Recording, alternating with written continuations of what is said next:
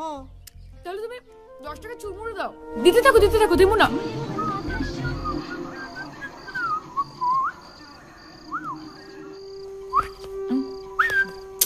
শিবু, তোর ফোনটা একবার দে তো। কেন, কি হয়েছে?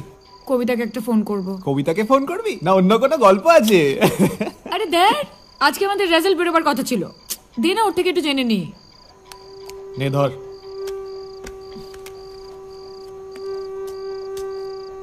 কবিতার নাম্বার তোর মোবাইলে সেভ নেই?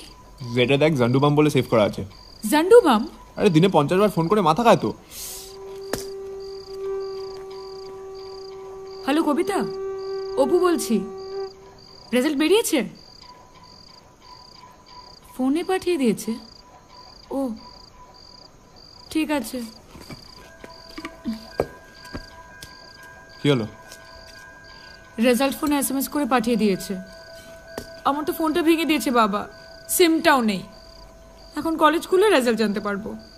কি হবে? এমন একটা হাবভাব করছিস যেন মনে হচ্ছে ফার্স্ট ক্লাস বাঁধা, এমনিও ফেল করবি। তুই কি করে জানলি? শিক্ষামন্ত্রী ফোন করেছিল তো, বললো আপনি 3টে সাবজেক্টে ফেল করেছেন। তার মানে বাকি 3টিতে পাস করেছি? কি মেয়ে মাইরি তুই! তোর মতো যদি সবাই হতো না তাহলে সুইসাইড রেটটাই কমে যেত। কে বললো তোকে? বল না প্লিজ।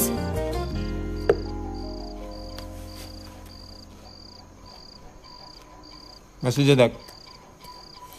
এটা তো আমার সিম। ফোনটাও তোর। Touch screen.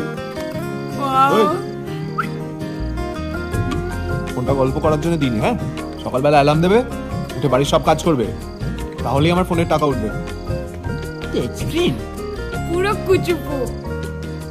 কি বললি? কুচুপু বলেছিলাম। এসব কে শেখায় তোকে? বাবা মা শিক্ষা দেয়নি?